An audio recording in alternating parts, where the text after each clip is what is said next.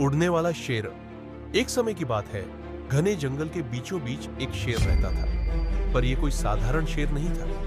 इसका नाम था अग्नि। और इसकी एक खासियत थी, यह उड़ सकता था।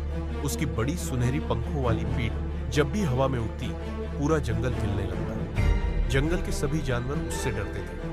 लेकिन एक बात अजीब थी, अग्नि कभी किसी पर हमला नहीं करता था। एक दिन जंगल में अजीब घटनाएं होने लगी। छोटे जानवर जैसे खरगोश, हिरण और यहां तक कि बंदर भी रहस्यमय तरीके से गायब होने लगे। सभी को लगा कि यह अग्नि की हरकत होगी।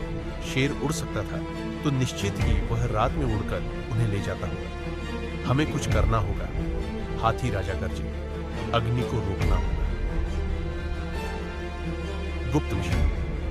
जंगल के सबसे होशियार लोमड़ी, मचतुर और निडर चीता वज्रमन ने मिलकर एक योजना बनाई। उन्होंने तय किया कि वे रात में शेर की गुफा के पास छिपेंगे और देखेंगे कि आखिर सच क्या है।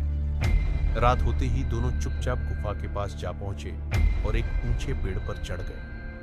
अचानक एक जोरों की हवा चली और अग्नि अपनी विशाल पंखों को फैलाकर आकाश में उड़ गया। लेकिन उसने किसी जानवर पर हमला नहीं किया। वह सीधे जंगल के सबसे अंधेरे कोने की ओर उड़ गया, पीछा करने लगा। जल्द ही वे एक गहरी गुफा के पास पहुंचे, जहां से अजीब सी गुर्राने की आवाज आ रही थी। जब उन्होंने अंदर झांका तो उनके होश उड़ गए। गुफा के अंदर एक बड़ा काला भेड़िया था, जिसकी लाल आंखें चमक रही थीं। उसके पीछे ही सारे गायब हुए जानवर कैद थे। अग्नि जमीन पर उतरा और भेड़िए पर दहाड़ा। अब बहुत हुआ, जंगल के निर्दोष जानवरों को छोड़ दो। भेड़िया हंसा, और अगर मैं मना कर दूं तो। अगले ही पल शेर बिजली की गति से भेड़िए पर झपटा और उसे धक्का देकर गुफा के बाहर ला पटका। जंगल के जानवरों ने भी हिम्मत जुटाकर भेड़िए को घेर लिया। भेड़िया हार मान गया और वहां से भाग निकला। अरुर सच्चाई सामने आई। अब जंगलवासियों को पता चल गया कि अग्नि कोई खतरनाक शेर नहीं था, बल्कि वह जंगल की रक्षा कर रहा था। वह उड़कर रात में गश्त करता था, ताकि कोई दुश्मन जानवरों को नुकसान न पहुंचा सके।